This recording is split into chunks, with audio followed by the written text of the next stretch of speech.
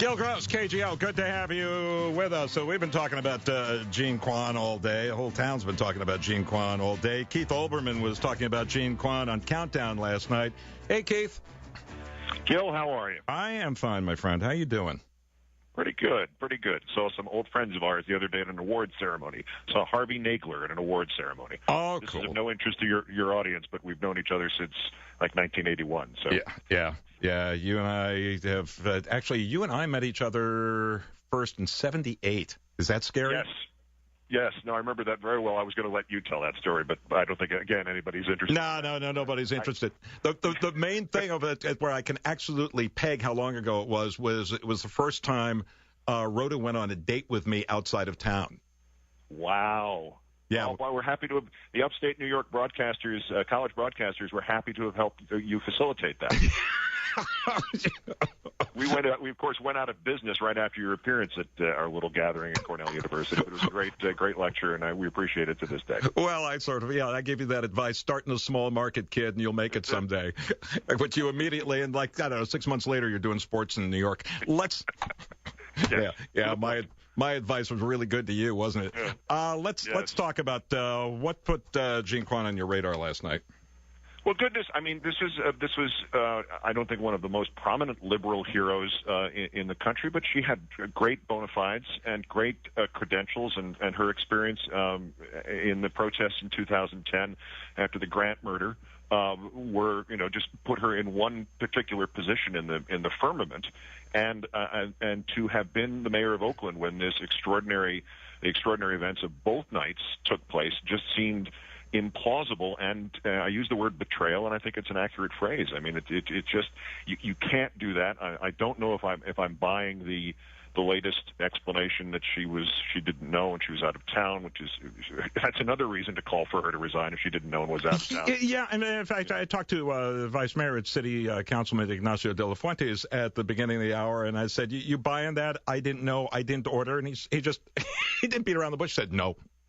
Yeah, I must say I'm somewhat. I would much rather than say, okay, I don't care what happens now, she should resign, she betrayed and all the rest of it. I'd much rather see what the actions are like in Oakland in the next week. I'd rather have the actions than the words. And she doesn't have to resign just because I said so. That's not the way that works, certainly, and not even in my mind. And I'm slightly encouraged by the idea that they've reopened the plaza and the protesters will be back tonight. We'll see how that minimal police presence works.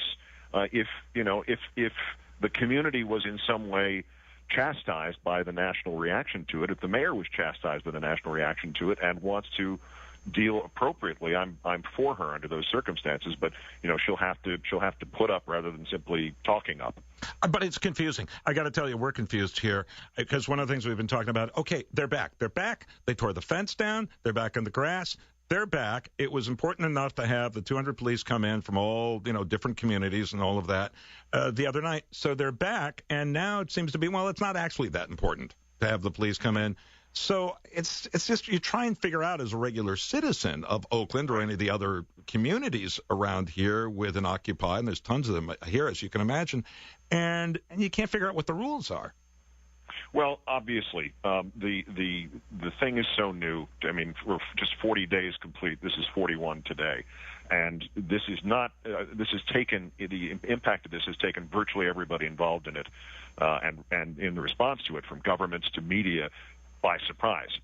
No one expected this to have the immediate. Many have seen the prospect of actual protest on behalf of people who have been rapidly and continually squeezed out of any kind of American dream for a long time.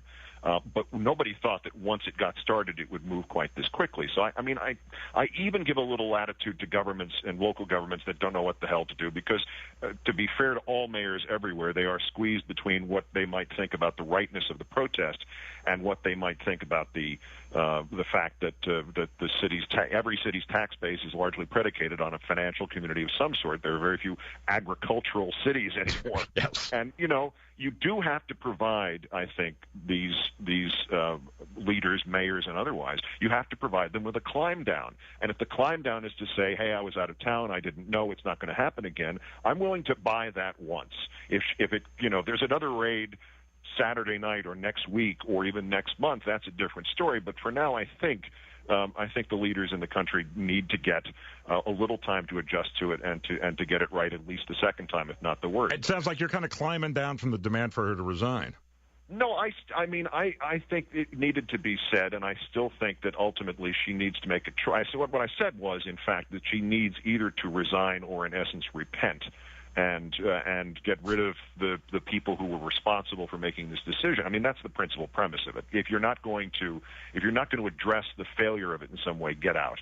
I think she's bought herself a little time by what she's done and being willing to address the failure. I mean, the extraordinary failure from a civic point of view, and for poor Scott Olson and everybody else who was injured in a lesser degree and a lesser extent the other night. But I think there's some margin. A little margin for error, a little time left on her clock, and of course I didn't say she has to resign tomorrow. That's the other part of it. But I'm not saying, well, this is not good enough. You're not taking any steps.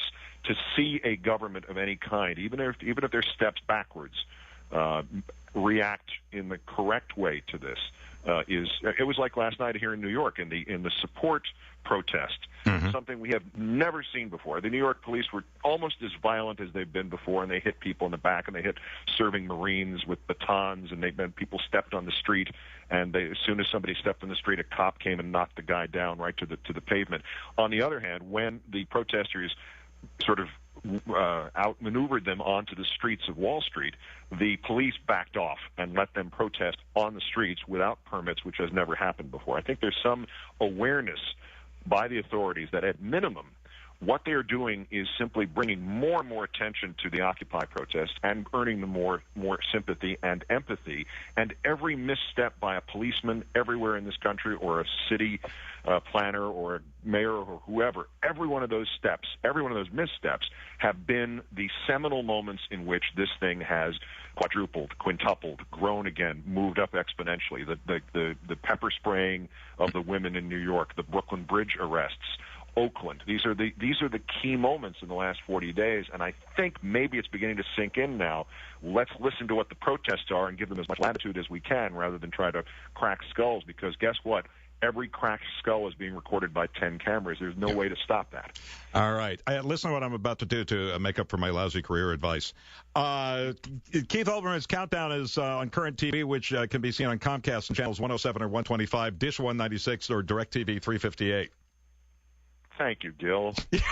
By the way, and just so everybody knows, everything I know in television and radio, I learned from Gil Gross. In television?